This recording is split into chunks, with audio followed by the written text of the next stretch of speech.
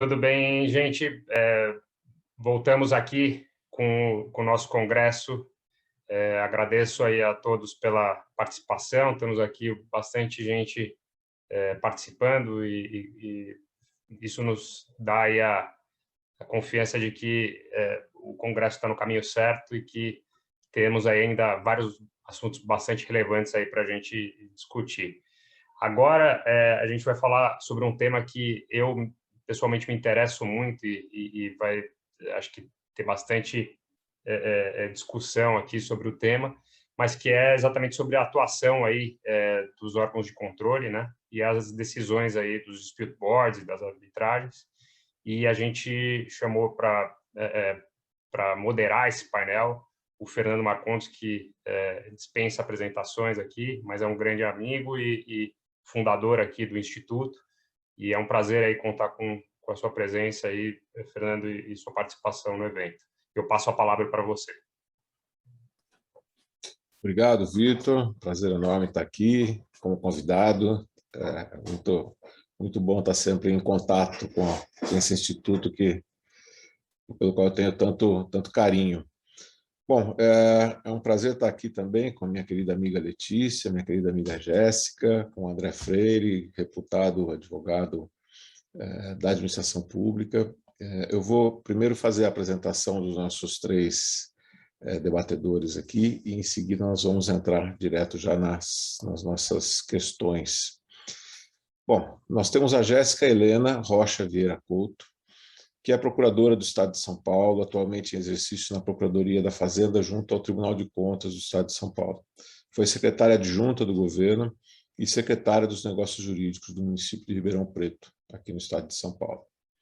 Graduada pela Universidade Mackenzie, especialista em Direito Processual Civil, pela Universidade Mackenzie também, em Direito Administrativo pela Fundação Getúlio Vargas e em Direito e Economia pela Escola Superior da Procuradoria-Geral do Estado de São Paulo.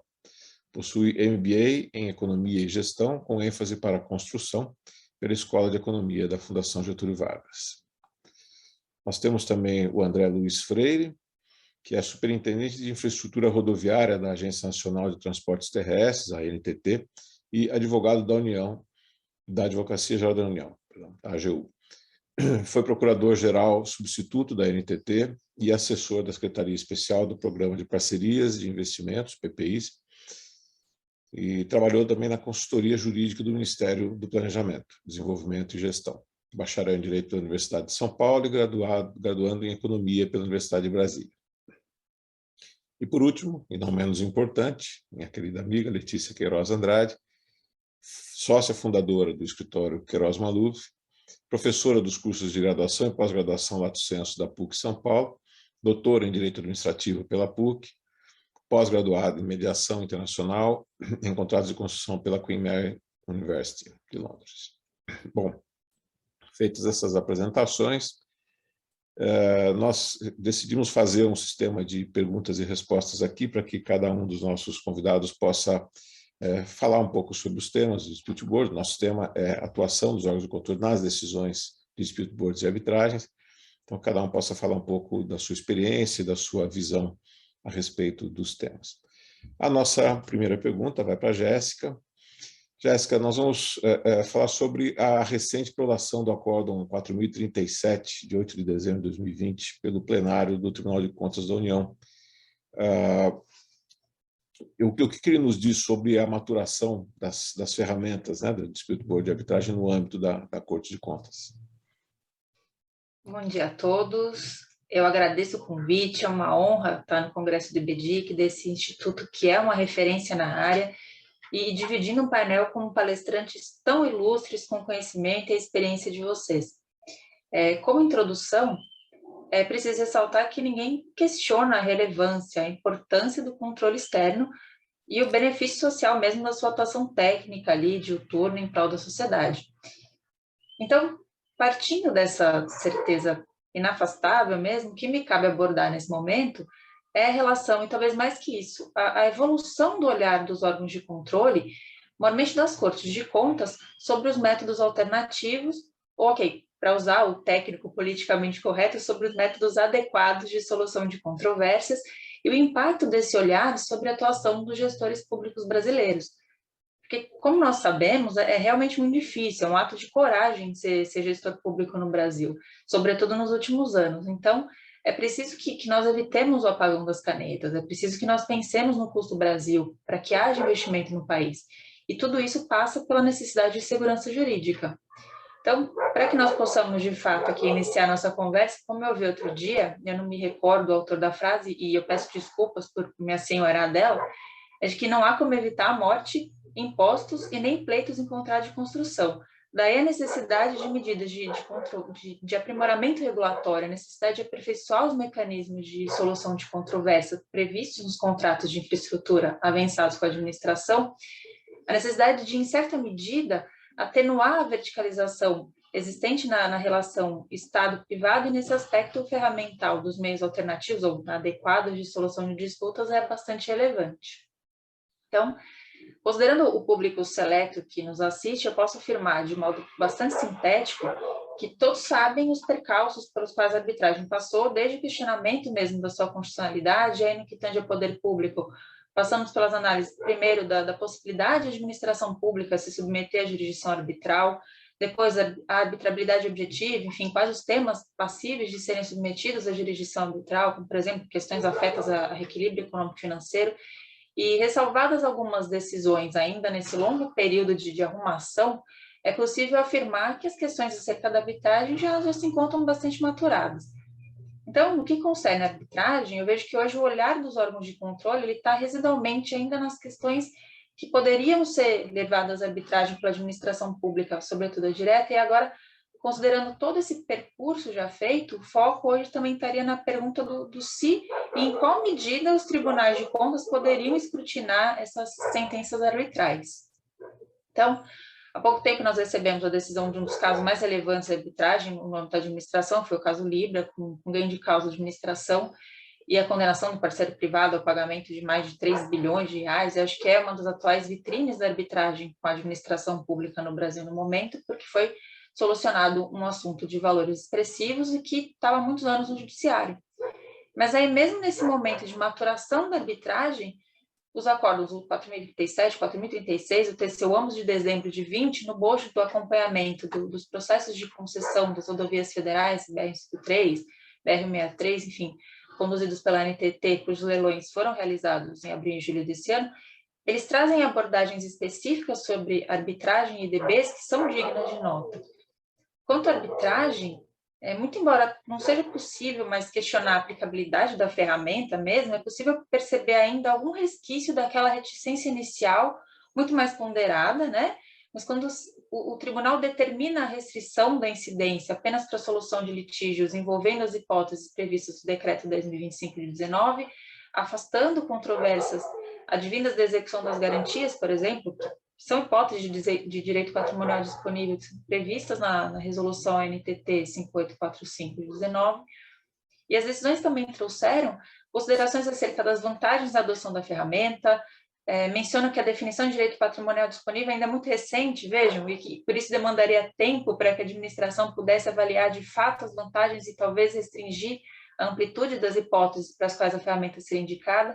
Então, assim, embora eu considere salutar, sim, que a administração pública avalie objetivamente, de maneira aprofundada, para quais situações, em quais contratos seria recomendável a arbitragem, mesmo hoje, com uma abordagem diferente, é possível dizer que as cortes de contas ainda a vêm com bastante cautela.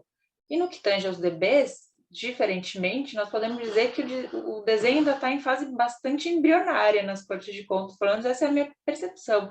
E aí, nessas decisões, acho que um ponto de relevância foi mesmo a previsão do desenho por iniciativa da administração e em concessões, e vieram várias ponderações partindo, por exemplo, da necessidade de regulamentação, que, com a vênia devida e considerando se tratar de um mecanismo eminentemente contratual, eu entendo que não seria imprescindível, mas também ponderações quanto à eficácia do método, a modelagem, enfim.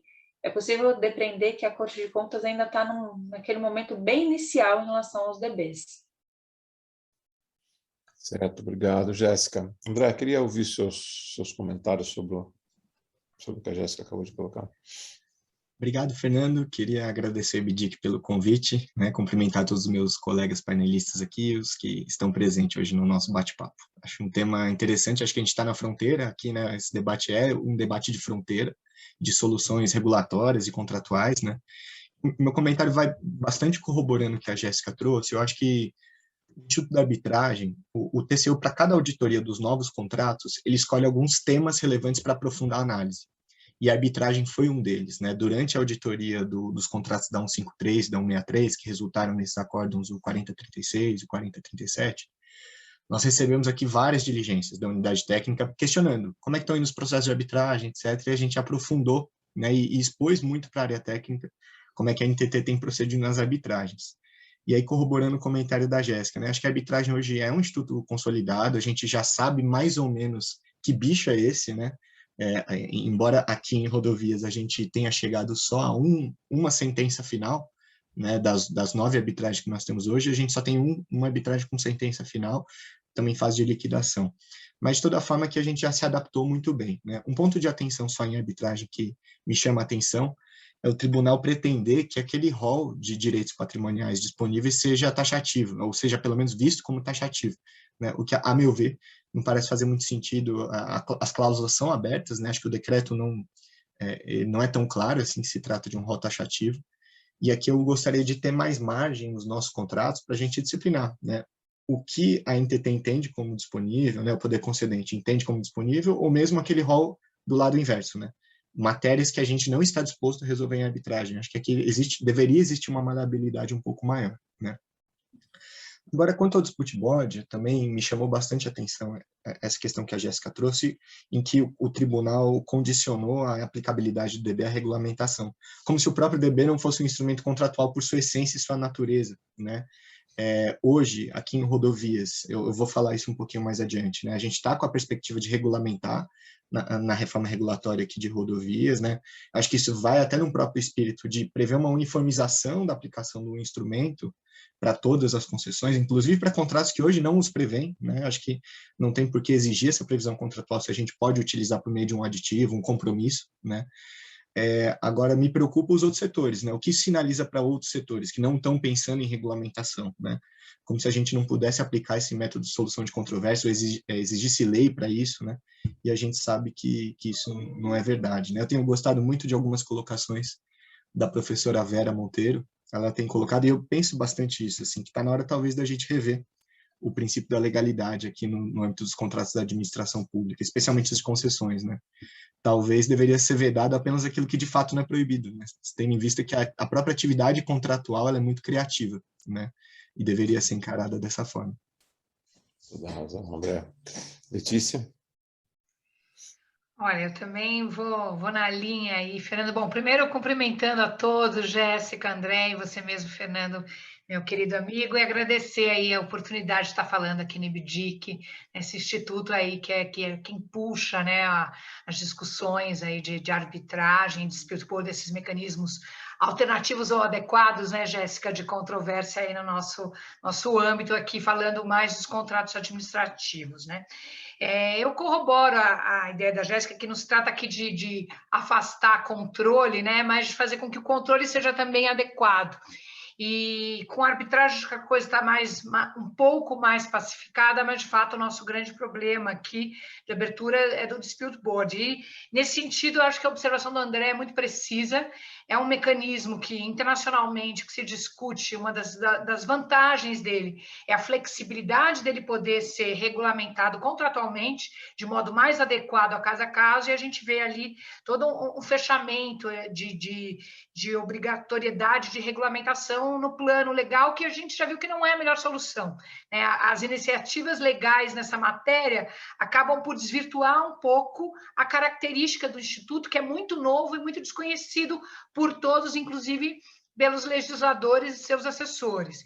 E aí o que me preocupa, inclusive, em relação à NTT, né, André, já tem essa preocupação. Aliás, o André é o grande promotor aí de ingresso da figura dos dispute boards nos contratos administrativos no âmbito federal, inclusive agora de rodovias, que ele está mais aplicado, né?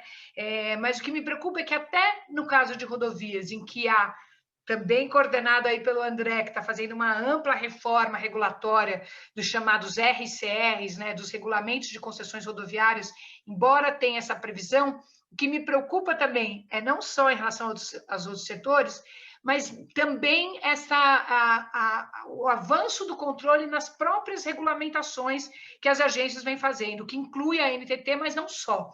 Os tribunais de contas, como sabemos aqui, eles vêm através daquele acórdão que eu acho aberrante, 1704 de 2018, da lavra da ministra Ana Reis, vem pretendendo fazer controle dos atos normativos também da agência, sendo que a agência é quem tem a competência legal para normatizar essas matérias, mas ele vem fazendo esse controle. Então, o que eu prevejo aí, me preocupa bastante essa história da regulamentação, não só para os setores que não têm, mas também de como será a leitura muito peculiar aí, falando mais de TCU, do TCU acerca da regulamentação da agência no uso de dispute board. Então, essa é uma frente aí também para o IBDIC, aí, que é grande puxador de causas, de uma tentativa ali de esclarecimento. O Fernando mesmo, né, Fernando, já teve com o TCU, eu também algumas vezes tentando falar um pouco do que é o dispute board, para evitar aí também esse tipo de invasão de competências, que eu acho que é bastante importante destacar também. Letícia, inclusive, eu não me lembro mais que a pandemia tirou a gente um pouco da noção do tempo, né? Não lembro se foi em 2019 ou 2018 que eu tive no TCU e na NTT, a convite da NTT, junto com a Beatriz Rosa e o Luiz Otávio Rosa, dois engenheiros que também atuam bastante em dispute boards, para falar a respeito, né? Enfim, fazer um pouco dos esclarecimentos e tal. E a visita ao TCU foi muito... Bom, primeiro, eu achei muito promissor o fato do TCU se interessar, abrir as portas e chamar pessoas para falar a respeito do assunto. Isso eu achei que foi uma grande coisa. Mas eu acho que, também, como você falou, Letícia, não se trata de afastar o controle, né? Mas se trata também de o controle ter que fazer um pouco de lição de casa para poder entender exatamente como as ferramentas funcionam, né? Eu me lembro de ouvir de uma pessoa no TCU a seguinte pergunta: bom, se o dispute board dá uma decisão e nós discordamos dela e nós reformamos a decisão, quer dizer, já achando que o TCU poderia reformar a decisão do dispute board, o que não pode, nós podemos depois responsabilizar os membros do dispute board por terem proferido uma decisão que não se adequava à questão? Eu disse, ótima pergunta. Não podem. Né? Você não pode sair punindo alguém porque pensa diferente de você, né? A não ser que você esteja numa ditadura, né? Lógico que eu não disse nesses termos, mas a realidade é que essa cabeça de punição, quando vem uma decisão ou qualquer ato, né, que seja contrário à forma como o próprio órgão de controle pensa, é algo que precisa ser visto com muito cuidado. Né? Não tem problema nenhum reformar uma decisão do board, ela é feita de maneira provisória e ela está lá para ser revista, efetivamente. Assim como não tem problema uma decisão arbitral ser anulada no judiciário, assim como não tem problema uma sentença judicial ser reformada no tribunal, e nem por isso os seus decisores vão presos, né? Ou são responsabilizados no seu patrimônio. Quer dizer, não é assim que funciona. Então, essa aproximação com a realidade é algo que ainda, no meu entender, ainda falta para os órgãos de controle de maneira geral. E por falar na visita à NTT, André, queria te passar uma pergunta agora sobre a NTT, né? Sobre quais são as perspectivas de aplicação do dispute board nesses contratos de infraestrutura da NTT, que você já começou a mencionar. Perfeito, Fernando. Hoje a NTT regula 4 mercados, né? Sendo 2 de infraestrutura, né? A própria infraestrutura rodoviária e infraestrutura ferroviária, e os transportes de passageiros de cargas, né? Acho que nesses 2 mercados regulados não há tanto que se falar em DB, né? Acho que o tema tem mais pertinência aqui para os nossos setores de infraestrutura, né? No âmbito de ferrovias, nós temos aqui alguns contratos da dita nova geração, né? De 2019 para cá, tanto das prorrogações antecipadas, o contrato da Ferrovia Norte-Sul, trouxe o Instituto, principalmente quando a gente tem em mente aquelas obrigações de investimento, né? Os contratos da antiga geração ali de solução da Refesa não previam obrigações de novos investimentos, né? São contratos muito mais pautados por meta de produção e de redução de acidentes. Aqui a gente tem, sim, algumas obrigações de CAPEX e de soluções de engenharia que, eventualmente, devem ensejar aí algum conflito entre regulador e regulado, né? Eu sei que a Superintendente de Ferrovias está adotando aqui os atos preparatórios para um eventual primeiro DB aqui. Então, acho que na NTT, o primeiro setor em que a gente vai ver a aplicabilidade do instrumento deve ser em ferrovias, né? Como é que a gente está aqui em rodovias? E aí é um assunto que me toca um pouco mais recentemente assumi aqui a área, né? A gente tem tanto nesses contratos recentes, que aqui já até foi citado, né, que foram aprovados no TCU, que é o contrato da 153, 080, 414, Goiás-Tocantins, e da BR-163, Mato Grosso-Pará, que vai de Sinop até o Arco Norte, ali até Miritituba, né? E como eu antecipei ali também na minha primeira colocação, a gente está com uma perspectiva de regulamentar o tema na quinta parte da reforma regulatória, é a última etapa da reforma que vai tratar de extinção dos contratos e também de solução de controvérsias, né? Aqui eu acho que é importante fazer uma distinção conceitual. Historicamente, né, os DBs eles estão muito mais atrelados a contrato de obra, né, um contrato de empreitada, né? Se você for ler ao pé da letra, mesmo aquele enunciado, acho que é o número 80 do Conselho da Justiça, em que traz o DB, ele parece querer pretender maior aplicabilidade aos contratos de construção, né? Como é que a gente adapta esse instrumento? Ou será que ele cabe em contrato de concessão? E aqui a gente tem uma diferença na relação jurídica estabelecida, né? No contrato de empreitada, o dono da obra e a empreiteira, eles estão diretamente ali atrelados à prestação e contraprestação, avanço da obra e pagamento, né? Por outro lado, aqui numa relação regulador-regulado, né, na concessão, por natureza, a concessão é a transferência do risco de construção, né? E é a transferência da gestão do negócio, né? O regulador ele fica ali muito mais olhando cumprimento de parâmetros, né? A performance do concessionário, o impacto disso na tarifa.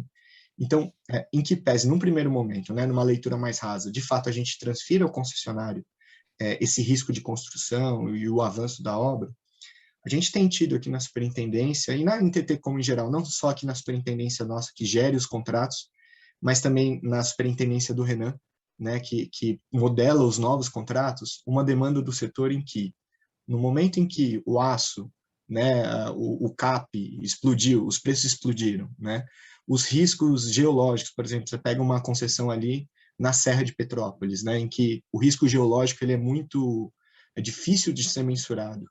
Será que a gente também não traz uma matriz de risco mais híbrida para o contrato e discute no âmbito dos DBs o que é extraordinariedade, né, a determinado risco que cabe no poder concedente ou que não é extraordinário, que está dentro do risco do concessionário?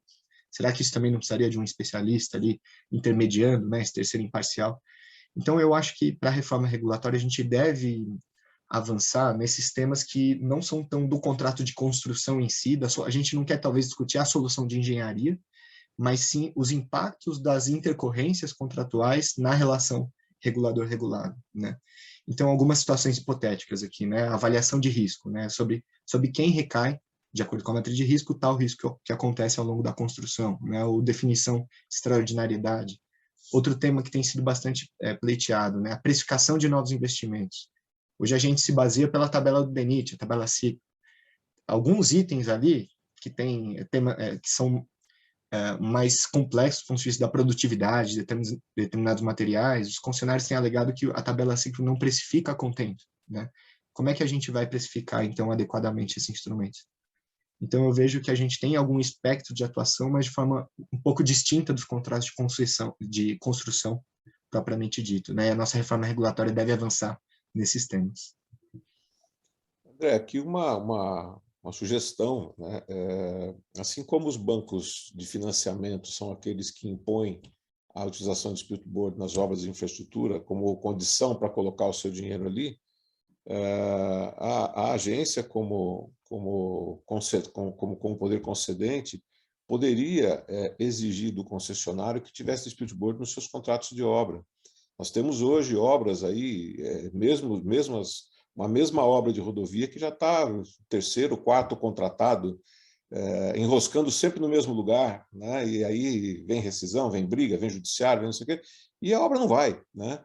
Se tem ali um dispute board desde o primeiro contrato, talvez esse problema já não acontecesse lá no primeiro contrato, né? E a NTT tivesse a obra entregue dentro do prazo previsto ou com um pouco atraso, mas isso vai se perpetuando em função de problemas que não se resolvem porque não tem lá uma forma rápida de resolver o problema, né? Aí esquece a conversa de regulamentação, não precisa ter regulamentação, já não precisa, como você falou, é uma questão contratual, mas acaba a polêmica sobre precisar de regulamentação ou não, porque você está determinando a utilização do speedboard entre dois entes privados, né? Que é a concessionária e o construtor, né? E isso dá uma segurança, uma previsibilidade para o contrato de concessão que com certeza resolveria muitos problemas, né? Acho que é algo que não demanda grandes medidas internas para que a gente até adotasse uma postura como essa, né? Enfim, fica aí como sugestão, se quiser comentar também na sequência. Letícia, queria te ouvir sobre isso também, mas se o André quiser comentar esse tema especificamente antes. Só ia falar isso, Fernando. Tudo que vocês estão falando aqui já estou anotando, né? Porque a cada encontro que a gente tem sobre um tema quente de regulação, surgem ideias, né? Soluções para problemas atuais, né? Então, tenho a certeza que os nossos debates aqui não estão passando esquecidos aqui na nossa reforma regulatória hoje. Igual. Olha, Fernando, achei interessantíssima a tua propositura aí, né? O André vem sofrendo, né, André, para tratar, por exemplo, de contratos com partes relacionadas, né? Tem toda uma discussão muito forte ali no âmbito dos contratos de controle, e é algo que gera sempre uma desconfiança, e eu acho que a NTT está tendo uma postura adequada no sentido de entender que aquilo pode ser positivo, não necessariamente um contrato com partes relacionadas é ruim, temos até experiências positivas, né, que se não fosse uma parte relacionada ali, talvez tivesse tido mais problema, mas que tem sempre um certo medo ali pelos potenciais danos e pela ausência de transparência, né?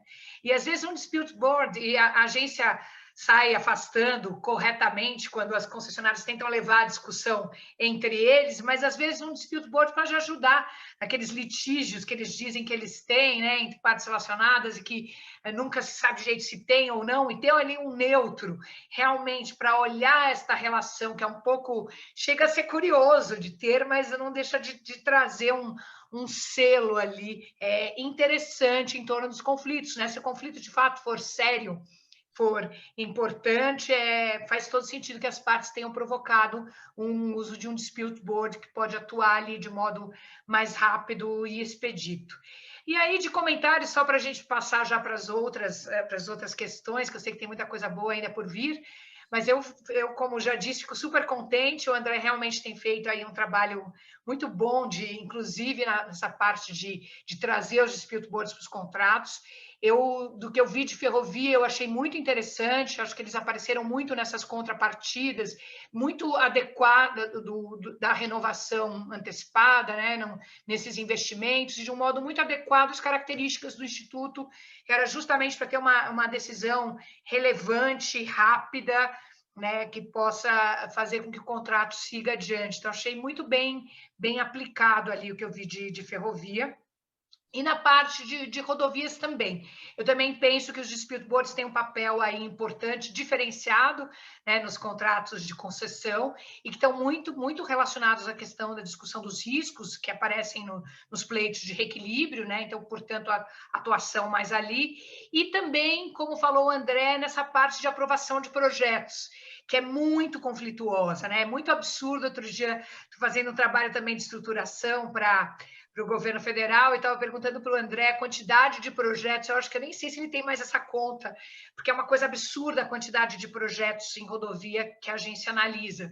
E o André promoveu aí também uma reforma por meio de uma portaria, que eu não sei o nome, mas que deu uma modernizada, tirou um excesso de aprovação de projetos por parte da agência, mas tem alguns que realmente não tem como a agência não analisar, e ainda que a agência também esteja avançando no uso da certificação de projetos, da figura de neutros, essa questão de novos investimentos, que você precisa, justamente porque tem a discussão quanto à precificação, eu acho também que é um campo muito positivo aí para a atuação dos DBs, para que esses investimentos que são importantes possam ser, as controvérsias em torno deles possam ser resolvidas de modo mais célere e com a participação de um neutro. Então, aqui é mais o meu elogio aí, o trabalho, o reforço das áreas escolhidas.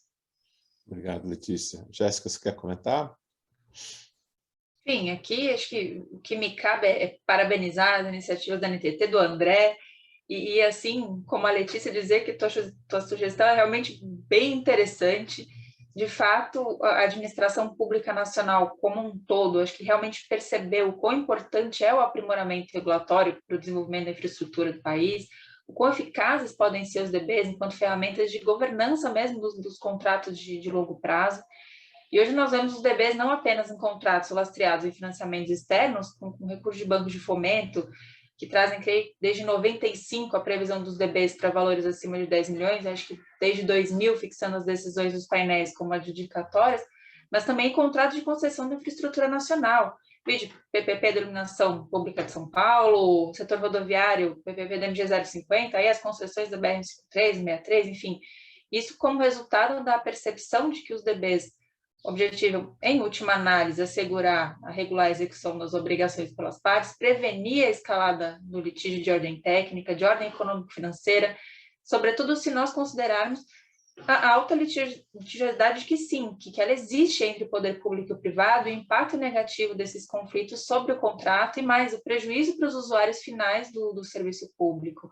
Então, de fato, como disse o André, faz todo sentido o uso da ferramenta nos contratos de concessão, e aí para questões de natureza técnica, econômico-financeiras, em setores em que a melhor solução técnica e a complexidade da obra podem impactar o equilíbrio econômico-financeiro do contrato, com risco para execução, enfim, com toda a atenção devida para a peculiaridade que nas concessões tem essa transferência ao parceiro privado da realização do investimento num contexto de liberdade negocial, mas, enfim, faz todo sentido, né? Só parabenizar mesmo as iniciativas. Obrigado, Jéssica. Bom, eu comentei aqui do comentário lá que eu recebi no Tribunal de Contas da União, né, a respeito da possibilidade de responsabilizar os membros do DB. Então, aqui vai uma pergunta para a Letícia. Tanto na lei de arbitragem, quanto na lei de DBs que a gente tem aqui no município de São Paulo, tem dispositivo que diz que os membros do DB se equiparam ao agente público, né, inclusive para efeitos da legislação penal. Você acha que isso faz sentido, Letícia, especial no que diz respeito à lei de improbidade administrativa? Não, Fernando, eu acho que não faz nenhum sentido, né? E o pior é que tem uma previsão similar também no PL, que foi aprovado agora no Senado, né? Até nem não estou aqui com o 206 de 2018, né? Cujo artigo 7º diz exatamente isso. E acho que é extremamente desestimulante aí para o desenvolvimento dos dispute boards, né? A gente sabe que a lei de improbidade, e aí sofre bastante o André com isso, né, André, ali tendo que tomar decisões super complexas, que justamente, como disse, mencionando a Vera Monteiro, né, as leis não tratam a respeito, né, num âmbito de criatividade ali, claro, de modo justificado, tem que ficar tendo um controle aí, inclusive dessa parte de improbidade, que é uma legislação muito ampla, né? Não estamos aqui falando tanto dos artigos 9º e 10º, mas sobretudo do artigo 11, que fala ali da contrariedade aos princípios da administração pública, né? Que é extremamente amplo, e equiparar os dispute boards agentes públicos. Primeiro, para mim, mostra um desconhecimento da função do membro do dispute board. O membro do dispute board não exerce função executiva, que é essa ideia aí da equiparação, né, das ações. Se fosse possível uma função mais equiparativa, é mais para a função judicante, né, de decisão ou de composição. Então, já me parece que há um equívoco aí. E acho que se tinha alguma equiparação, até vi o César Pereira falar sobre isso no painel anterior, alguma equiparação possível seria com o artigo 40 da lei de mediação, né, da lei 13.140, que traz ali sim algo adequado, que é a equiparação dos servidores e agentes públicos que participem de processos de composição de litígios, que eles sejam responsabilizados apenas em caso de dolo ou fraude, porque aí ninguém, como mencionou a Jéssica, ninguém aqui está querendo estimular membro de dispute board a participar de atos de corrupção e de coisas assim. Em casos destes, claro que tem uma responsabilização possível, no caso de dolo ou fraude, em decorrência de vantagem patrimonial indevida. Mas do modo como está no PLS, né, e do modo como está em algumas outras leis, e é isso que preocupa quando a gente vê regulamentação das figuras, você dá... amplia a chance de interpretações como essas da discussão do Fernando, do Tribunal de Contas. Já posso responsabilizar os membros pelas suas decisões equivocadas, né? Aqui se aplica o mesmo que se aplica ao judiciário, né? As revisões de decisões, elas têm do board, claro, que vai mudar muito o formato recomendativo ou adjudicativo, mas ainda assim tem o seu trâmite próprio, né? E aqui lembrar sempre que Tribunal de Contas não é instância revisora, seja da administração pública, seja de dispute board, e não diria nem muito menos, e também não é do tribunal arbitral. Então, é totalmente equivocada, porque desconsidera a atuação própria do dispute board e acaba ampliando a possibilidade de controle. A meu ver, coloca em risco. Acho que ninguém com uma disposição dessa vai querer ser membro de dispute board, porque estamos falando necessariamente de conflitos de grande monta, né, e de decisões que não são, que se tivessem previstas na lei já teriam sido adotadas e não teria controvérsia em relação a elas. Tem razão, Letícia. Concordo plenamente. Jéssica? Eu assim, só tenho que concordar. Essa, de fato, é uma questão bastante sensível, sobretudo se a gente considerar a amplitude do artigo 11 da Lei de Improbidade Administrativa, que atrai a responsabilização por violação de princípios. Então, acho que daí a preocupação também do próprio parágrafo único desse artigo 7º do PLS 206, que agora é de 24 e 21, enfim, que embora trazendo equiparação expressa, ele também ressalva que os membros do DB somente poderão ser responsabilizados por dolo ou culpa grave ou atuação mediante fraude, enfim, os casos de punição ficariam restritos a dolo, má-fé, tudo que a gente conhece. Mas, embora seja objeto de preocupação e até mesmo acho que uma adequação técnica, né, eu creio que essa seja uma tendência inevitável e vejo mesmo até um alinhamento do PL 24 e 21 com o 10, acho que 887 de 18, que está caminhando no Congresso e que, dentre outras alterações que ele pretende promover ao texto da própria Lei de Improbidade Administrativa, ele vem com um viés bastante ampliativo no que concerne aos sujeitos, mas, ao mesmo tempo, buscando equalizar as coisas, ele suprime o elemento subjetivo culposo do artigo 11, então, prevendo agora só a ação ou omissão dolosa. E aí, nas justificativas, o senador, salvo engano, acho que é Roberto de Lucena, ele expressamente coloca aqui, por uma observação da realidade, já que inúmeras alegações de improbidade são atribuídas para agentes públicos e privados que teriam atuado de acordo com a interpretação razoável da doutrina do próprio Poder Judiciário, o texto inclui que não configuraria improbidade a ação ou omissão decorrente de interpretação razoável da lei, regulamento ou contrato. Então, é uma cláusula aberta que vai ser objeto de comatação, mas acho que ela reflete um pouco dessa tendência que eu acho que surge aqui. Verdade. André? Fernando, meu comentário vai inicial no sentido de que eu vejo que a atuação do membro do DB, ela assume uma natureza um pouco híbrida, né? E aí aqui o meu comentário me permite ser pouco técnico nesse sentido, né?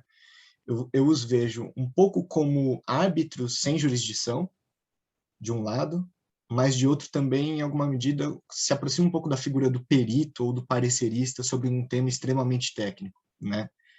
E aí, me colocando um pouco na cadeira do TCU ou do juiz estatal, quando ele decide uma questão de improbidade administrativa, né?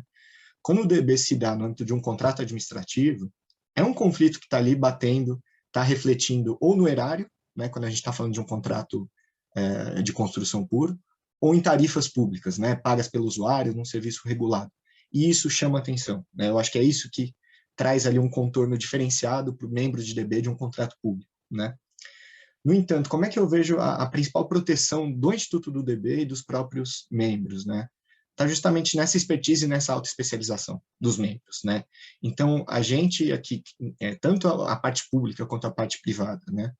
Prezar pela especialização, né, pela qualificação dos membros do DB, eu acho que aí está aí a maior blindagem do Instituto, né? Porque provavelmente vão ser profissionais com muito mais conhecimentos, tanto do gestor público, que está ali pleiteando, né, junto ao DB, quanto do controlador, né? O membro do TCU ou o juiz que julga a causa, com certeza devem ter menos conhecimento ali no conflito técnico, né? E aí eu acho que o DB se legitima, né, por meio dessa especialização.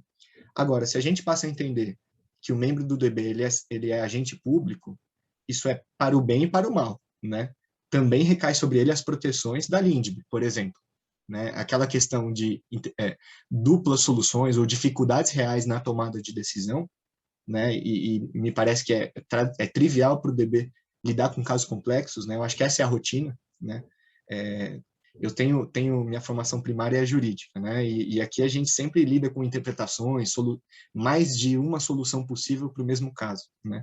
Quando eu cheguei aqui na superintendência, falei, bom, agora eu vou lidar com engenheiros, em que é 0 ou 1, né? Ou está certo ou está errado, né? E percebi que estou enganado, né? Fui enganado quando cheguei aqui, né? A engenharia também comporta múltiplas soluções para um mesmo problema. Então, eu acho que a Letícia trouxe bem essa figura da decisão equivocada do membro do DB, né? Eu acho que é raro a gente pegar e falar, putz, o DB aqui decidiu errado, porque com certeza pode ser que tenha mais de uma solução para aquele caso concreto, né? E aí, quem é que vai julgar se ele agiu errado ou certo, né? Então, acho que a gente também tem que se abrir para uma aplicação da LINDB, inclusive em casos complexos, talvez, né? Agora, infelizmente, o conceito de agente público para a lei de improbidade administrativa é extremamente amplo, né? Não vejo como não afastar. Mas eu acho que aqui a discussão ela é muito maior sobre a definição da improbidade administrativa como um todo, né? Como se tem aplicado ali, né? E não só para os DBs ou não. Aqui a gente tem que exigir de fato o dolo, a fraude, como a Letícia trouxe, né? Um mero divergência interpretativa não deveria ser punível, né? Passivo de punição num caso como esse. Não pode ser, né, André? Não pode ser. Eu acho que é muito claro que quem age com dolo, quem age, né, quem comete fraude, há de ser punido em qualquer circunstância. Não estamos falando só de DB, né? Estamos falando de uma lógica jurídica, lógica social, etc. Agora, diferença de entendimento, pelo amor de Deus, não. Né? Como eu falei, um árbitro pode entender diferente, um juiz pode entender diferente do que o tribunal entende, e nem por isso ele é punido. Né? A lei comporta interpretação, as relações jurídicas comportam interpretação. Eu sou membro de DB do metrô há 4 anos e talvez por uma irresponsabilidade minha, eu não perdi uma noite de sono até hoje, achando que o Tribunal de Contas do Estado vai me processar por alguma decisão que seja proferida lá. Né? Mas o fato é que as decisões do DB, elas são, por natureza, precárias. Elas são imediatas, elas são para resolver uma questão naquele momento e são, por natureza, passíveis de revisão. Né? Ela só destrava a obra. A função do DB é não deixar a obra travar, não deixar o fluxo de caixa do projeto travar, enfim, é em benefício do projeto. Mas ela está longe de ser uma decisão definitiva. Né? Ela há de ser revista. Basta que uma parte não concorde com ela. Ela há de ser revista e, eventualmente, reformada. E é a vida que segue. Né? Quer dizer, então, como assim? Você vai punir porque a decisão que vem depois é diferente daquela que foi dada pelo board, num ambiente de alta velocidade, né? de decisão com os elementos que estão disponíveis naquele momento. Né? Não é um longo processo de conhecimento de anos que você pode fazer numa arbitragem, num processo judicial. Quer dizer, é uma situação de urgência, como se você estivesse sempre decidindo num ambiente de cautelar, né? Porque é uma coisa para aquele momento. Né? E lógico que erros podem ser cometidos, sem dúvida nenhuma, é da natureza do DB. Ainda que as estatísticas internacionais digam que raramente se reforma uma decisão do DB, o fato é que ela nasceu para ser reformada. Ela tem o potencial de estar equivocada em função das circunstâncias em que ela é proferida. Mas, em razão da especialidade dos membros, o fato deles terem conhecimento contemporâneo dos fatos, não ter filtro de advogados, etc., para decidir, acaba que as decisões acabam sendo muito qualificadas e elas acabam sendo mantidas na maioria das vezes. Mas isso não é uma regra escrita, isso é a forma como se desenvolveu a ferramenta, só isso. Né? Agora, você vai punir os caras que decidem, então eu vou parar de ser membro de DB. Acabei de aceitar 2 DBs no Peru. Espero que lá o pensamento não seja também esse de sair punindo os membros cada vez que eles decidem alguma coisa. Né? Vamos ver. Até, Fernando, seu comentário, só fazendo um rápido à parte, tem um comentário do Ricardo aqui comparando com a arbitragem, né, eu acho que você pontuou muito bem. Eu acho que é distinta a situação do árbitro e do membro do dispute board, assim, para fins de responsabilização. Mas aí eu não teria nada a agregar, só queria puxar, porque você falou tudo que eu gostaria de falar aí com relação às diferenças, né? É uma decisão que não é final, ainda que é adjudicativa, a decisão do board, ela só é se as partes quiserem, né? Então tem essa coisa toda da celeridade, né? E a lei de arbitragem, ela contém ali uma série de remédios, né, que protegem mais os árbitros, né, do que o membro do board. Então, acho que merece um cuidado especial aqui. Sem dúvida, sem dúvida. E, Letícia, a próxima é para você mesmo. Para você, não. Essa foi para você, né? Agora é para a Jéssica. Jéssica, as cortes de contas, elas podem reanalisar o mérito das decisões proferidas em sede de arbitragem ou no âmbito dos dispute boards? Bom, vamos lá. Primeiro, é preciso fixar a premissa de que as sentenças arbitrais possuem, por lei, força de título executivo judicial, como nós sabemos, elas são fruto da jurisdição não estatal. As decisões dos DBs têm natureza contratual, e aí, como vocês estavam falando, ainda assim, quando elas são adjudicatórias, elas vinculam as partes ao seu cumprimento, até que o Poder Judiciário ou o juiz arbitral, enfim, eles emitam uma nova decisão. Então, elas são decisões contratualmente vinculantes. Eu acho que todos nós aqui entendemos e concordamos com isso. Então, não, essa decisão também não pode ter seu mérito revisto pura e simplesmente pelas Cortes de Contas. E aí, seguindo a linha de refletir o atual olhar das Cortes de Contas, vale comentar duas recentes decisões do TCU. A primeira, o Acordo 1563 do final do ano passado, proferido no bojo de uma representação da Autoridade Portuária de Santos a respeito de algumas irregularidades, enfim, relacionadas à conduta das empresas do Grupo Libra, que, em tese, estariam dilapidando seu patrimônio sem as medidas para garantir o pagamento da dívida fixada na sentença arbitral final. Então, vamos à vitrine da arbitragem do momento. E aí, vejam, o ponto de maturação da arbitragem, a área técnica do TCU, ela expressamente afirma que a sentença prolatada pelo Tribunal Arbitral, que reconheceu a dívida da Libra perante a autoridade portuária, ela se equipara a uma decisão judicial transitada em julgado e sua condenação possui força de título executivo judicial. Ok, está na lei, mas dá para ver o copo meio cheio. Mas aí, nesse momento de arrumação que a gente se encontra, dos órgãos de controle definirem para si próprios em que medida eles poderiam ou não escrutinar as sentenças arbitrais, o relator diz que a decisão arbitral é prontamente exigível, que a condenação na arbitragem é irrecusável no âmbito judicial, assim como também o é no TCU, que, no exercício da sua competência, poderia até calcular um valor diferente, inclusive para mais, porém não desconsiderar a existência do débito constituído. Então, calcular um valor diferente, mas e a natureza da sentença arbitral? Então, no mesmo sentido, o Acórdão 3.610, também de novembro do ano passado, numa representação questionando a legalidade, a legitimidade de cláusulas de contratos administrativos que disponham sobre a possibilidade de arbitragem em câmaras privadas, quando relativas a temas de competência das agências reguladoras. Então, o representante, ele aparentemente faz alguma confusão, que é saneada no corpo do acórdão, é preciso dizer, acerca da diferença entre arbitragem regulatória, arbitragem disciplinada pela 9.307, mesmo sobre a disciplina de escolha de árbitro, de câmara, enfim. O tribunal nega a representação, nega o provimento da representação, mas no corpo do acórdão, ele também menciona que haveria uma accountability e na fase pós-arbitral seria possível vislumbrar a figura do Tribunal de Contas, acompanhando o cumprimento da sentença arbitral, verificando se a sentença foi favorável ou não à administração, se ela foi fundamentada em padrões mínimos de razoabilidade. Então, por mais que com todas as vênias devidas nós saibamos a resposta para essa pergunta que você me fez, os tribunais de contas, eles ainda estão numa fase de acomodação, de internalizar essas respostas para si. E no âmbito dos DBs, como eu disse antes, as decisões não alteradas no âmbito da jurisdição, seja ela estatal ou não, da mesma forma, elas não podem ser objeto de revisão de mérito pelas Cortes de Contas.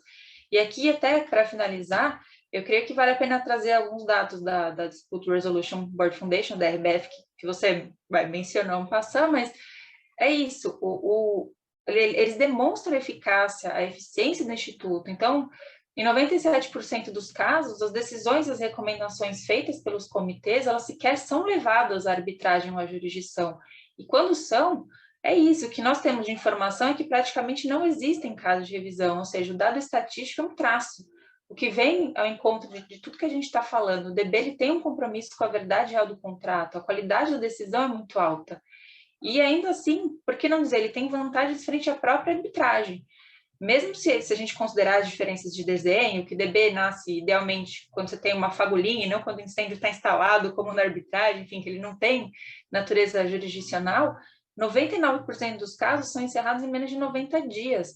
E os custos médios do DB, eles variam entre 0,05% e 0,3% do valor total do contrato. Então, também bastante inferiores até mesmo aos valores envolvidos no próprio judiciário, né? Sem dúvida, Jéssica. Tem toda a razão. Os dados são exatamente esses. André? E, Fernando, começando pela arbitragem, né? Acho que a Jéssica foi muito clara no sentido da natureza jurisdicional das decisões da arbitragem, afastam qualquer revisibilidade do mérito, né? Mas ainda assim, dentro da arbitragem, nos chama a atenção aqui, olhando o nosso lado do balcão, né? O lado público, os acordos eventualmente entabulados em arbitragem, né? Ou mesmo no âmbito, na esfera judicial, eles são revestidos pela proteção jurisdicional, mas a atuação do gestor ali que atuou nesse acordo, nem tanto, né? Embora o acordo fique preservado, você pode ter ali, de fato, existe o risco, né, de uma eventual responsabilização funcional, digamos assim, né, por algum erro grosseiro ali da atuação do agente público, né? Então, mesmo a nossa atuação processual também está incrível, né? Uma perda de um prazo ou a insuficiência de alguma atuação. Então, estou olhando aqui o nosso lado do balcão, mesmo para a atuação jurisdicional de uma arbitragem, existe um risco para o gestor aqui, né? Que eu acho que não é ignorável também, e eu acho que isso muitas vezes influencia também na atuação do tribunal, né? Ou no desenvolvimento da arbitragem, né? Acho que isso eu acho válido destacar aqui. Agora, para os DBs, eu acho que só a prática vai dizer, né? Como é que os tribunais vão interagir, embora me pareça que acho que é um evento com muitos profissionais aqui pró-DB e vem a especialidade, o instituto do DB e a sua finalidade em tese, né, num dever ser afastado dessa revisibilidade do Tribunal de Contas, eu prefiro ser um pouco mais cauteloso e esperar ver o que vai acontecer, né? Eu acho que aqui, de novo, também, aqui, o controle pode, em grande medida, recair na forma como a gestão pública atua, né? Então, como é que eu vou pactuar um DB, por exemplo? Estou pensando numa agência reguladora, numa autoridade que tem muito pouca experiência em DB. Como é que eu vou pactuar um DB se eu não sei muito bem como lidar com esse instrumento? Aqui tem muito uma questão da gente se preparar para o instrumento, né? Então, só colocar a cláusula ali e prever esse instrumento sem uma atuação ou uma estruturação da atuação administrativa voltada para os DBs, eu acho que também é muito arriscado, né? E eu acho que nem a parte privada gostaria desse tipo de reação, né? Eventualmente, o instituto ser mal aplicado e aí toda a construção que a gente vem fazendo, né, na literatura, nesses simpósios, vai por água abaixo, né? Então, eu acho que corre sim o risco do mérito dos DBs ser passível de revisão, não que eu concorde com isso, né? Eu só acho que o tribunal tem se avocado muita competência, né? E eu não estranharia uma decisão que tentasse revisitar o mérito aqui. E aqui, de novo, eu bato naquela tecla que eu bati na resposta passada, né? Eu acho que a alta especialidade do tribunal e a qualidade técnica da sua atuação, né? Eu acho que é a blindagem ideal aí para que as decisões não sejam revisitadas, né? Letícia? É verdade, acho que é a melhor solução mesmo. Com relação à arbitragem, acho que o tema realmente é mais... Acho que não teria nada aí a agregar, mas na arbitragem regulatória, né, e no formato do DB, que se o DB for adjudicativo, aí me parece que a revisão de mérito está usurpando a competência do tribunal arbitral, se ele for, ou do judiciário, porque quem tem que revisar é uma dessas instâncias, no caso de ser final, mas no recomendativo, né, que você tem uma postura do gestor de aceitar, eu acho que esse é o maior desafio, né, do recomendativo, é que o gestor aceita ou submete, mas aceita aquela decisão, que é o que a gente gostaria, os números da Jéssica aí, que a Jéssica mencionou, do DRBF, né, são nesse sentido de se ter, o que é isso que se deseja, né, o cumprimento de decisões bem fundamentadas, recomendativas, é o que gostaríamos. Mas aí, de fato, eu acho que a discussão vai se confundir, a meu ver, é idêntica com a discussão em torno das escolhas regulatórias, né, André? Assim, qual a competência dos tribunais de contas de discutir escolhas regulatórias bem tomadas, motivadas, o chamado controle ali de segunda ordem, porque me parece que é exatamente disso que se trata no caso do DB recomendativo, né? E daí, como eu vou falar um pouco disso um pouco mais adiante, então quero respeitar aqui o tempo que o nosso moderador nos deu. Depois a gente fala aí desse tema dramático do controle das escolhas regulatórias, né? Tá certo.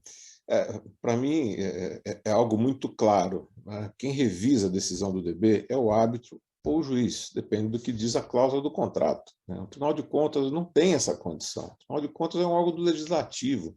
Acho que tem o nome tribunal lá antes do de contas, ele acaba tendo uma síndrome de identificação com o judiciário, né? Mas ele não tem esse poder, não pode ter esse poder, não é para isso que ele está lá, né? Então, assim, sob pena de subverter a ordem de tudo, sob pena do órgão financiador estrangeiro que exigiu o DB começar a entender que ele não deve emprestar dinheiro para obras brasileiras, porque aqui o DB funciona de um jeito completamente estapafúrdio, que vem um órgão do legislativo e diz que não pode cumprir a decisão e não se cumpre, né? Não se pode seguir por esse caminho, né? Acho que não tem cabimento um tipo de interpretação como essa. Mas, enfim, como disse o André, vamos ver o que vai acontecer, né? Isso é algo que ainda está por vir, né? Acho que nós que militamos a favor do Dispute Board, eu represento no Brasil a DRBF, e vários outros colegas que estão aqui na audiência, inclusive, também pertencem à entidade. A gente defende Dispute Board, ensina Dispute Board, educa Dispute Board no Brasil, na América Latina, justamente para que a ferramenta seja usada de maneira clara, correta, etc., né? e produtiva, principalmente. Então, acho que a gente ainda tem um longo trabalho pela frente de estar lá, gente, espera aí, deixa eu explicar uma coisa, espera aí, deixa eu esclarecer um outro detalhe aqui, porque é algo que ainda vai trazer muita confusão. Quem assistiu à votação do projeto de lei recentemente, que a Letícia mencionou, deve ter sentido várias vezes um frio na espinha, porque os argumentos que vinham daqueles que iam lá fazer o seu discurso eram coisas de arrepiar, efetivamente. Então, mostra um desconhecimento do legislador, né? Então, aquele projeto passou assim, raspando, com não muitos cortes, né? E a gente vai passar por esse desconhecimento também nos tribunais de contas, talvez nas agências, talvez nos próprios contratados, né? os concessionários, os contratados da administração pública, porque é algo ainda a ser descoberto, né? A ser maturado na sociedade. Mas, enfim, André, quais são os pontos de atenção na realização do DB sob a ótica da adequação do instrumento e do controle externo? E, Fernando, eu acho que o primeiro ponto está bem no cerne da questão, né? Acho que é a adequação. Se a gente fala em mecanismos adequados da solução de controvérsias, né? Acho que antes de colocar em contrato, firmar um compromisso, iniciar um mecanismo, aqui eu acho que as partes têm que sempre olhar ali que tipo de conflito a gente está lidando, né? É claro que os DBs, né, lidam com conflitos altamente complexos sob a ótica técnica, que muitas vezes vão exigir ali uma análise da matriz de risco, uma análise contratual, uma análise da legislação. A gente tem que perceber que essa análise ela deveria ser secundária, né? O principal, o cerne, é o conflito técnico, né? Porque se o principal for um conflito jurídico, um conflito interpretativo, então não é DB que a gente precisa, né? É uma arbitragem, né? Agora, então, daí já surge uma primeira bifurcação de adequação, né? Arbitragem versus DB. Agora, tem um segundo ponto que eu tenho trazido bastante isso aqui para a nossa superintendente de ferrovias, nas nossas conversas, mesmo aqui em rodovias, né? O DB faz sentido para a gente quando eu tenho um conhecimento, tenho um conhecimento técnico para alimentar o DB, apresentar meus pleitos, né? Confrontar as posições da outra parte, enfim. Agora, e quando eu não tenho esse conhecimento técnico, né? fico aqui pensando, a gente está lidando com alguns projetos de contornos urbanos que tem 3, 4 túneis, né? Projeto de túnel não é nada trivial, né? Falando em construção. Então, pode ser que eu tenha aqui alguns técnicos que não tenham esse conhecimento. Sequer eu tenho conhecimento para alimentar o DB. Então, aqui me parece que é muito mais um caso de uma perícia administrativa do que o DB em si, em que eu vou ter que alimentar, vou ter que confrontar teses, né? Então, eu acho que esse juízo de adequação é o primeiro ponto de atenção no controle social e no controle externo, né? Que eu queria muito trazer isso aqui para dentro quando a gente for começar a aplicar na prática, né? Agora, tem outros temas que já estão mais conhecidos aí, que chamam a atenção, né? Sobre a ótica do controle externo. Então, por exemplo, a forma de remuneração ou a própria escolha dos membros do DB, né? Quando a gente fala de princípio da impessoalidade, como é que eu justifico a escolha do membro A, B, C ou D pela administração, né? De novo, eu volto na questão da expertise, da fundamentação do porquê o sujeito A, B ou C é digno, né, de ser indicado pela administração e também pelo privado, né? Então, também se tem falado muito em uso de tabelas setoriais consagradas, né, para fins de fixação de parâmetros de remuneração. Eu acho que esses são excelentes parâmetros objetivos aqui, que a gente pode se arvorar, né? É que, por enquanto, isso não está em lugar nenhum, mas eu vejo isso como recomendações de boas técnicas, né? Que eu acho que é algo que a gente deve internalizar aqui na nossa regulamentação, né? Outro ponto de atenção, acho que a Letícia também já trouxe isso, né? Que natureza de DB nós vamos promover aqui? Ele vai ser adjudicatório ou recomendatório, né? E aqui eu vejo as implicações são muito diferentes aqui sobre a ótica do controle, né? Parece que o ônus argumentativo para a administração pública de um DB recomendatório, ele é muito mais alto, né? Porque eu tenho que decidir se eu vou ou não vou o apontamento ali do DB, né? E parece que a autoespecialização, né, a qualidade técnica, me diz que, me indica que, em regra, as recomendações devem ser acolhidas, né? Agora, e se o peso da caneta for muito pesado, né? Se for muito difícil para um gestor público acolher uma recomendação contrária à administração pública, né? Aí, de novo, aqui eu volto. Como é que o tribunal tem interagido no controle dessa atuação, né? Ele tem respeitado essas decisões de mérito ou não, né? Então, eu acho que essas variáveis aqui, né, remuneração, forma de escolha, caráter decisório ou não dos DBs, eu acho que, de novo, só o tempo vai dizer, a prática vai dizer, né? Tem muita literatura sobre isso e acho que cabe a nós aqui argumentar, né? Quando põe num contrato, quando faz um compromisso, quando conduz um DB, acho que as nossas escolhas têm que ser sempre bem fundamentadas e é isso que a gente tem tentado promover aqui na reforma regulatória e nos contratos. Ótimo. Obrigado. Letícia? Tá mudo. Contente, né, de ver aí o cuidado com o Instituto, concordo totalmente com o André, né, é importante a gente ser cauteloso, assim, fazer, e olha que eu não sou exatamente, né, também sou uma das que sempre lutou aí pela inclusão dos dispute boards nos contratos administrativos, em especial no âmbito das concessões, mas de ter realmente cautela para que a gente não queime o Instituto pelo mau funcionamento, que é algo que de fato acontece, né, então eu acho que toda essa parte, inclusive aqui no Brasil, né, Fernando? Eu acho que o BDIC tem feito seu papel, acho que a capacitação dos próprios membros, porque os nossos engenheiros não têm aquele engenheiro típico.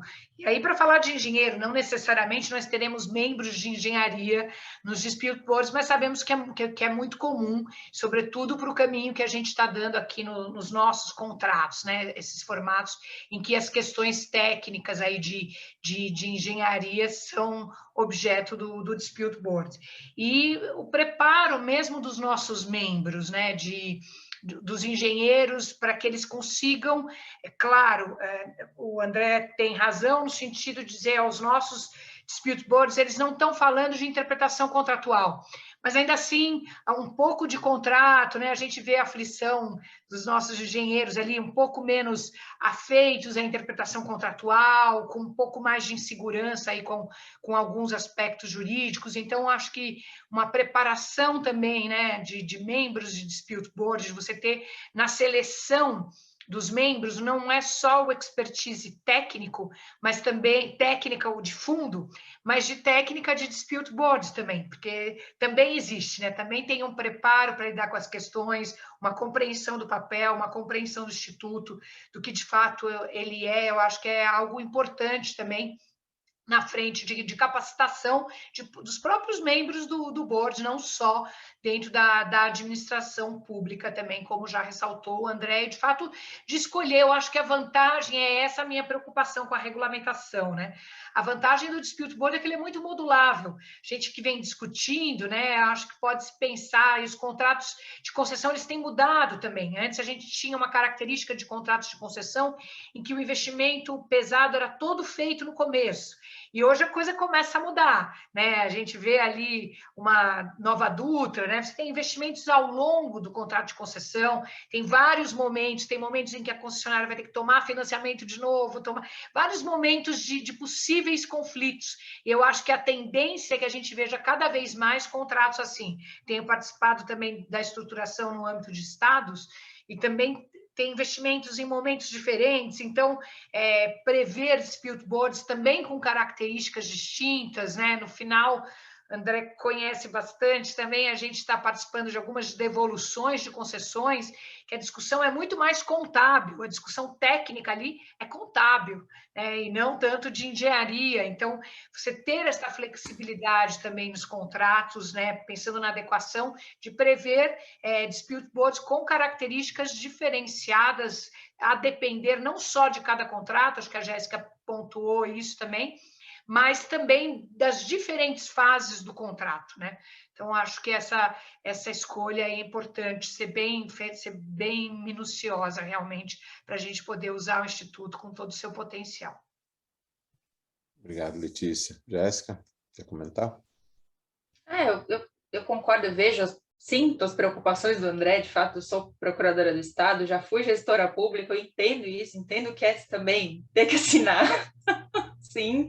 Então, o juízo de adequação e também, assim, a capacitação dos nossos técnicos, ela é imprescindível.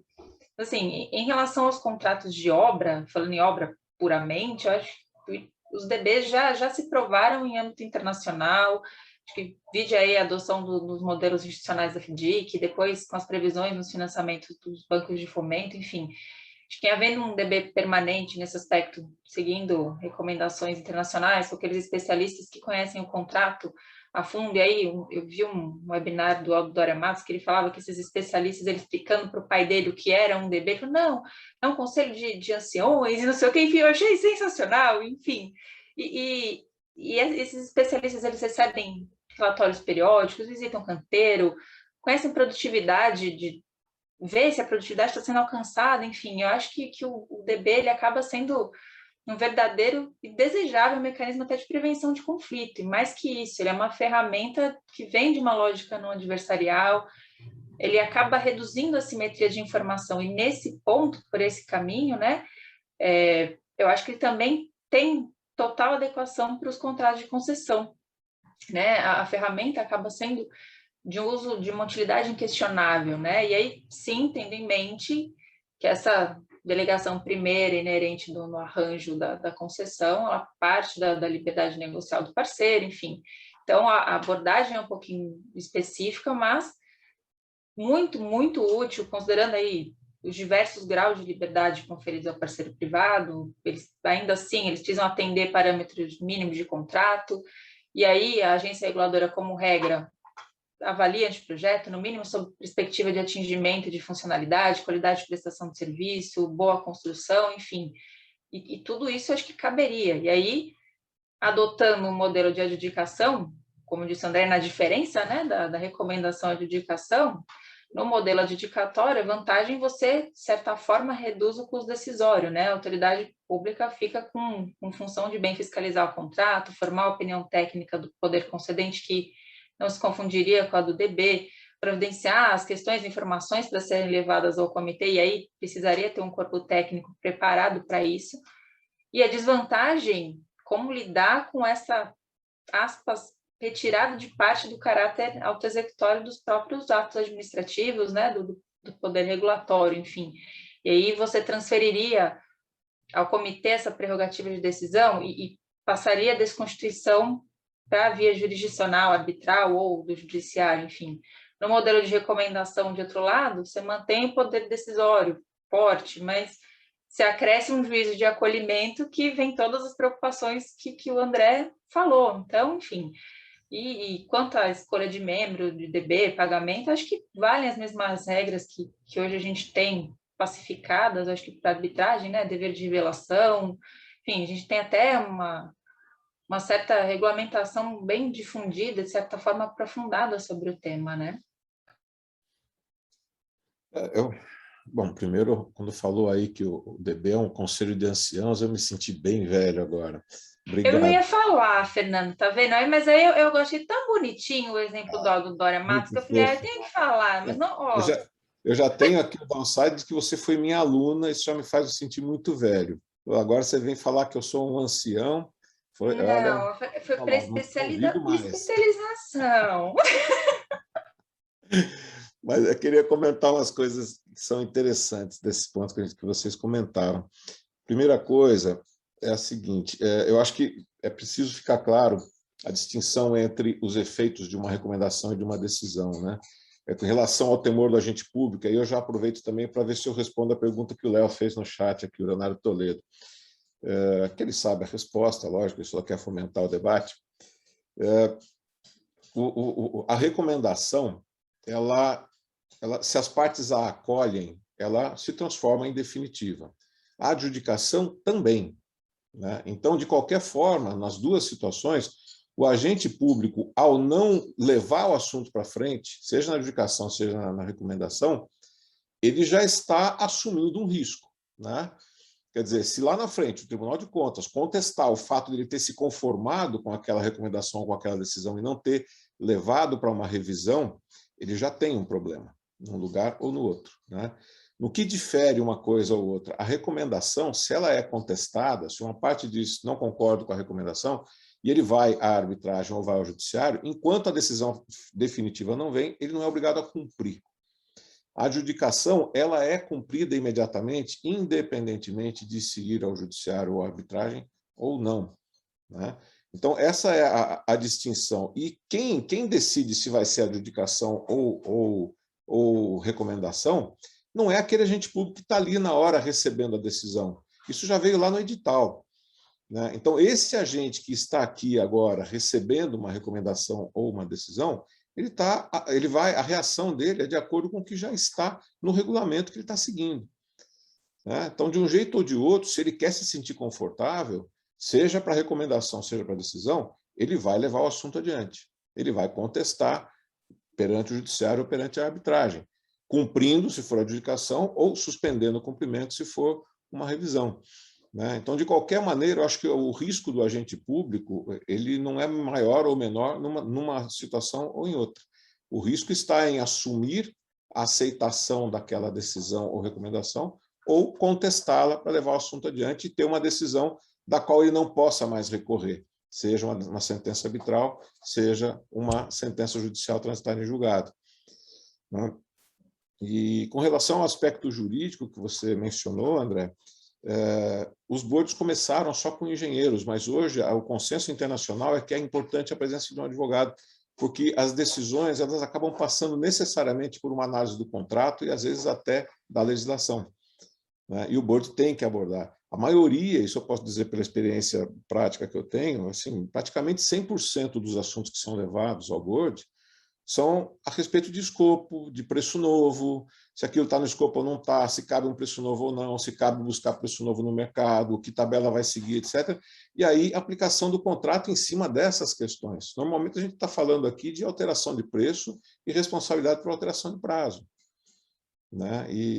Então, há ali uma conotação jurídica também que precisa ser analisada pelo board, e daí a importância de ter sempre um advogado também, especialista na matéria, como membro dos boards. Essa é uma recomendação, os engenheiros lamentando muito, mas eles não conseguem evitar que um advogado seja necessário também em um dispute board. E, por último, com relação a treinamento, né, como representante da DRBF, eu posso dizer para vocês que nós aqui no Brasil, uma equipe de vários membros, Já treinamos ao longo de 2014 até agora, talvez mais de 200 pessoas, entre engenheiros e advogados, que estão certificados pela DRBF com um treinamento específico para atuar com membros de board. Então, a gente já tem hoje no Brasil bastante gente qualificada para atuar. Bom, dito isso, eu estou falando mais do que os palestrantes aqui. Letícia, para você, quais são os limites dos órgãos de controle quanto às características e modo de funcionamento dos dispute boards previstos nos contratos administrativos? Para você ver, né? Quando a gente faz esse painel é tão rico, quando fala de controle, a gente está falando da modelagem do DB, né? Do funcionamento, da liquidação, da responsabilização, né? O controle acaba permeando todas, né? E aí a gente fala sobretudo do controle prévio, né? Que alguns tribunais de contas exercem em torno da modelagem realmente do contrato, então já no início. Eu acho que aqui, né, me deu vontade de pensar em dois paradigmas, né, para a gente discutir, embora em um deles o controle não tenha sido ainda na modelagem, mas já posterior, que é o caso DERSA, né, que é o caso do TC 034.481 de 2016. Aí talvez a Jéssica conheça melhor que eu as peculiaridades do caso, né, Jéssica? Eu conheço por ser do mercado e por ter lido o que estava aberto ao público desse processo, porque o restante é confidencial e a gente conhece um pouco das questões. Mas o que estava explícito ali, e que é um ponto relevante, que eu acho que para mim é o que marca a diferença de resposta nesses casos, né? Embora eu acho que a primeira questão aqui é deixar claro que o Fernando pontuou, da questão do Tribunal de Contas, né? De que ele realmente não é instância. O Carlos Ari tem batido muito nisso, né? No trabalho muito interessante que ele vem fazendo com o Observatório do TCU, de que o Tribunal de Contas não é a instância revisora da administração pública. E é engraçado que o Tribunal de Contas ele não tem competência negativa nunca, ele nunca recusa competência, né? Ele está sempre buscando ali. Isso é louvável no trabalho, né? Eles realmente têm vontade, estão sempre dispostos ali a exercer suas competências, ainda que seja um tanto invasiva. E ali, no caso da DERSA, que é um caso que foi muito frustrante, né, para nós, defensores dos dispute boards, a gente tinha uma modalidade adjudicativa que o Tribunal de Contas não aceitou a decisão. Mas pelo que eu li, né, e aí faço esse disclaimer de não conhecer todas as peculiaridades, pelo que eu li do relatório lá da Secretaria da CEINFRA, Rodovias e Aviação do TCU, que analisou a questão pelo fato de ter dinheiro da União, né, na construção do Rodoanel, o que está criticado ali, que é uma questão realmente sensível, é a própria constituição, o formato mesmo do DB, mas pelo fato dele não ter respeitado o que foi previsto contratualmente. O contrato previa um DB permanente e acabou que, com uma constituição, se não me engano, depois de 28 dias de assinatura do contrato, e o DB não foi constituído. E o que acabou acontecendo é que quando veio o conflito, nomeou-se um DB ad hoc. Então, não é nem que foi um permanente daí para frente, foi de novo um ad hoc. E o contrato tinha previsão típica do bom funcionamento do dispute board, até por isso que eu gosto muito dos formatos permanentes, que era uma obrigação de visitas permanentes nas obras, né?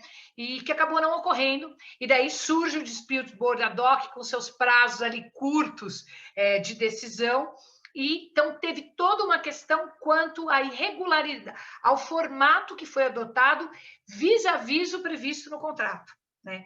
E aí realmente há uma questão. Eu ainda acho que não é o Tribunal de Contas aquele que deve fazer essa revisão, mesmo dos aspectos formais, né?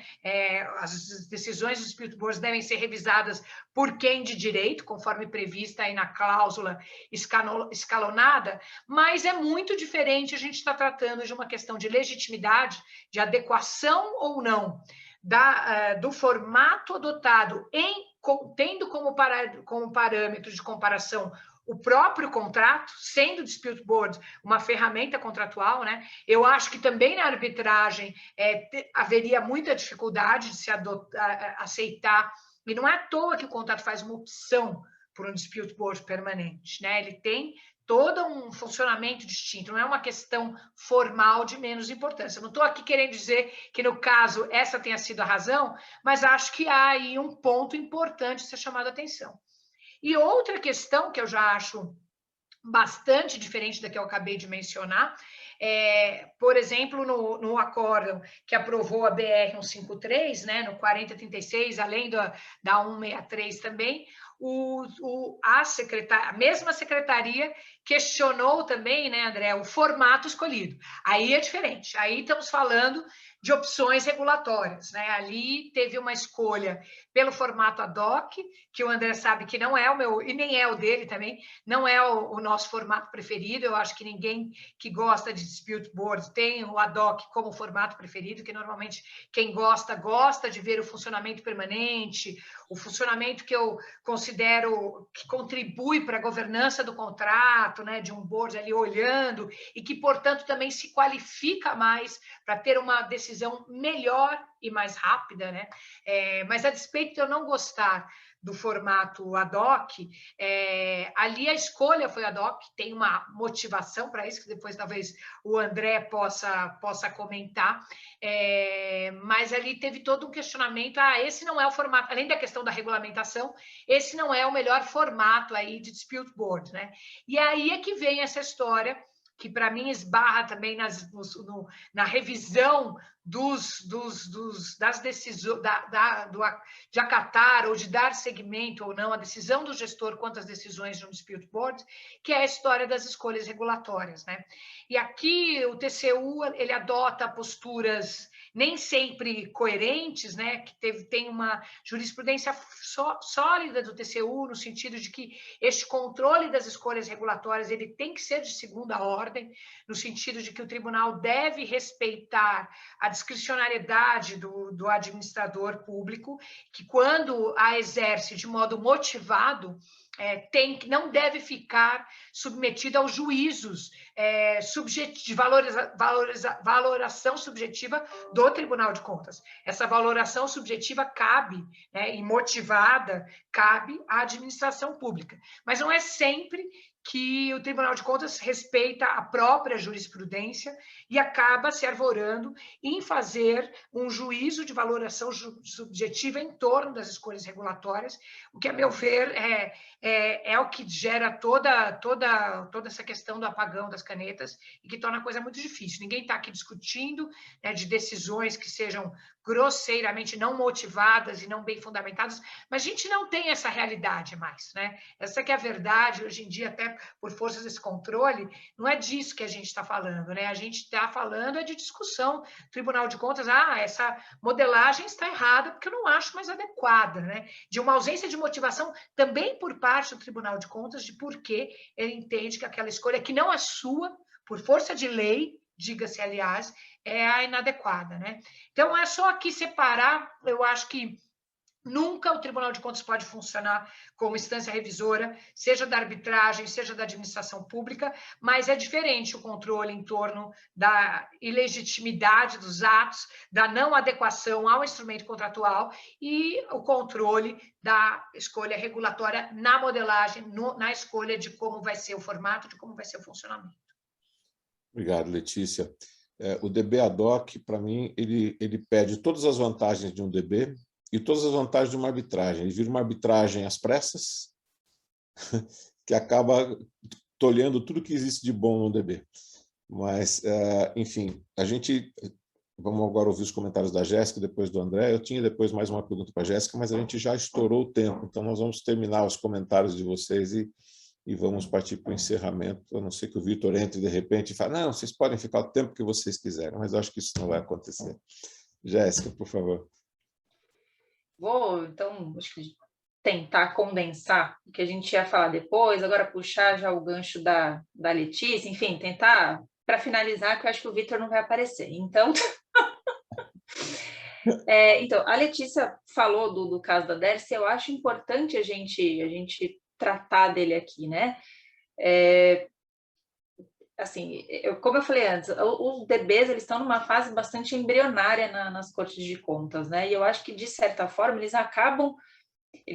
eu tento ser otimista, então eu acho que que eles terão um caminho diferente da arbitragem, não com tantos questionamentos pela frente, aí até pela inclusão na 14133, nesses projetos de lei que estão em andamento, e aí a gente espera que eles caminhem. Mas o caso da Dersa, acho que ele foi bastante emblemático, porque você tem um contrato com financiamento externo, com uma previsão de um DB ali pelo financiador, então você tinha recursos da União, mas você também tinha recursos externos aportados ali, então o DB com força obrigatória naquele contrato, pelo 42 parágrafo 5º da 8666, e você tem um DB de natureza adjudicatória, né? Então aí, em junho de 2018, nós temos deflagrado uma operação na Polícia Federal, você tem relatórios do TCU, da CGU, todos no sentido de desconsiderar a decisão do board de natureza adjudicatória, ok. Ele não foi feito da maneira como recomendado no contrato, que era para ser um board permanente, ele acabou sendo um board ad hoc, mas acho que nem por isso o controle feito de desconsiderar a decisão do board está correto, né? Você poderia ter uma falha quanto à formalidade, etc., ok, mas não desconsiderar o mérito da decisão. Por quê? É um board adjudicatório, foi feito um aditivo com base nessa decisão do board, a insatisfação foi declarada, a matéria foi alçada à jurisdição, os pagamentos decorrentes foram feitos, e aí eu não entro também no mérito das questões de fundo, mas, enfim, estamos falando no assunto DB adjudicatório. E aí enseja a decretação de prisão do presidente da Dersa, e isso trouxe bastante espanto para todo mundo que estuda e se dedica ao DB, né? E aí, o que é importante falar, por exemplo, naquela mesma época, em julho de 2018, ou seja, não chegou a um mês de diferença, você tem uma decisão da 10ª Câmara de Direito Público do Tribunal de Justiça do Estado de São Paulo que dá provimento ao agravo de instrumento interposto pelo consórcio da linha 4 do metrô, e ele revoga a tutela de urgência que tinha sido concedida para suspender os efeitos da decisão do DB, que havia sido favorável para a contratada, enfim. Mas veja, o desembargador, o relator, ele expressamente destaca que a probabilidade do direito que era invocada para essa suspensão, ela estava abalada justamente pela decisão do DB, que teria abordado minuciosamente as questões técnicas envolvidas. E aí foi cunhado o brocardo do direito romano, não sei se o Ricardo está por aí ainda, mas do indubro pro DB, mas enfim.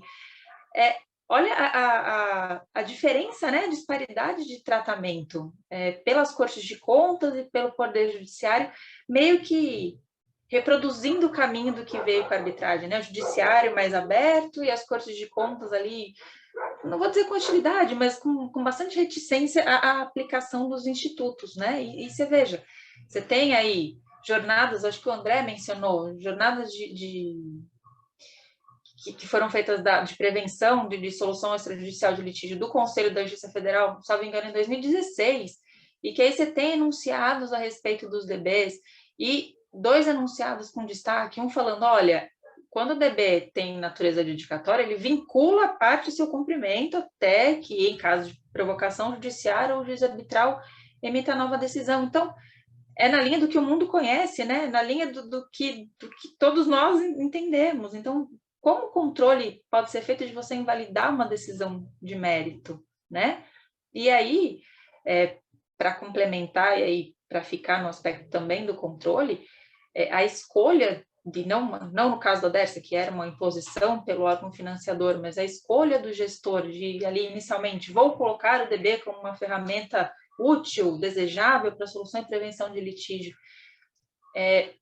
Esse ato como que o Tribunal de Contas pode controlar o mérito desse ato? Isso é juiz de conveniência e oportunidade, não decorre de uma arbitrariedade, né?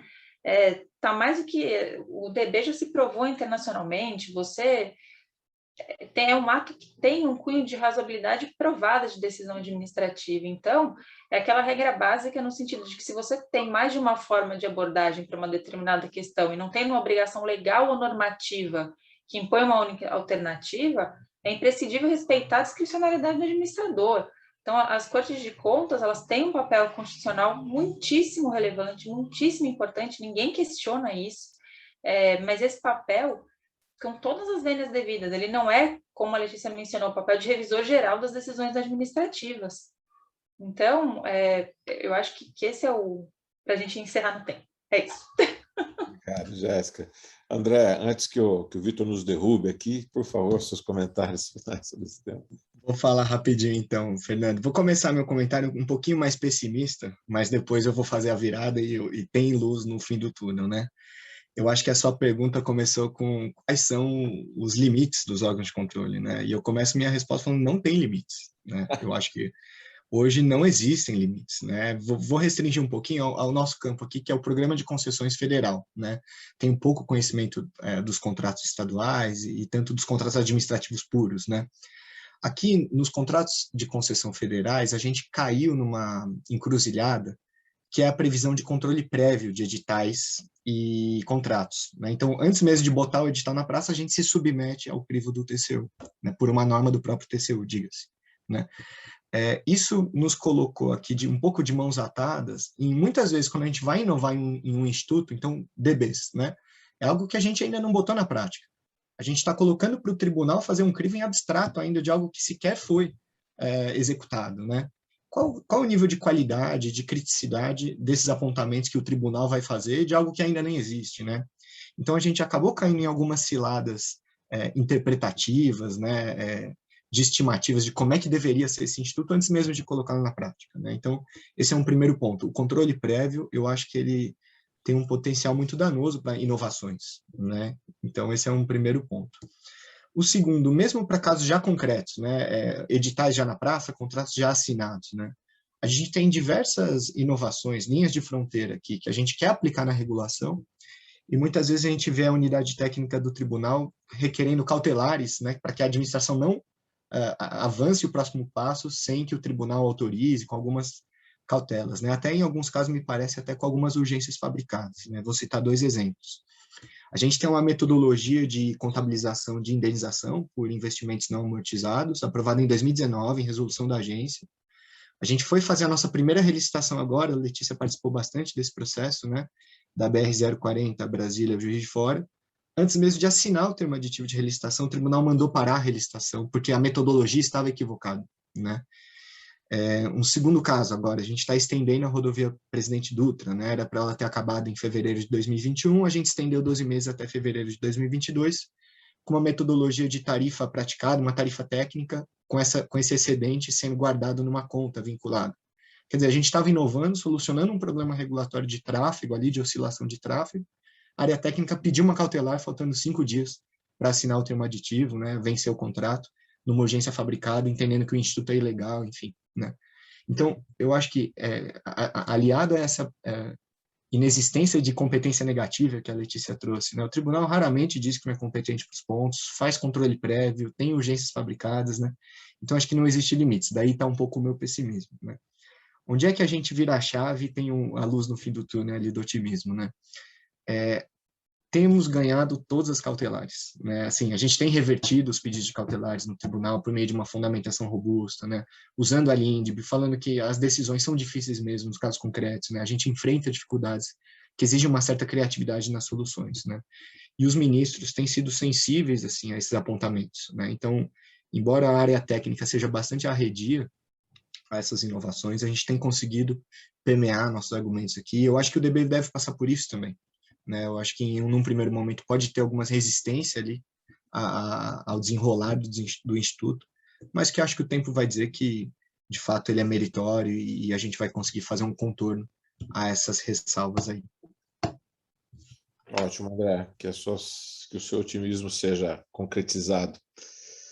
Bom, gente, vou devolver agora a palavra ao Vitor. Quero primeiro agradecer a vocês 3 e também a nossa audiência, que se manteve firme e forte, apesar do nosso extrapolamento do tempo aqui. E foi um prazer, foi muito divertido, muito gostoso esse debate, eu me diverti bastante. Seria ótimo se fosse em volta de uma mesa com uma taça de vinho, mas infelizmente as circunstâncias atuais não nos permitem. Foi um prazer. Vitor, mais uma vez, muito obrigado. Obrigado pelo convite a todos nós. Digo aqui em nome dos demais e te devolvo a palavra. Agradeço você, Fernando, e todos os membros desse painel. Foi realmente brilhante. É muito bom aprender aí com vocês e ouvir um pouco das opiniões sobre um tema que está aí em voga, que a gente está enfrentando no nosso dia a dia, né, como advogado de construção. E obrigado a todos. Bom dia.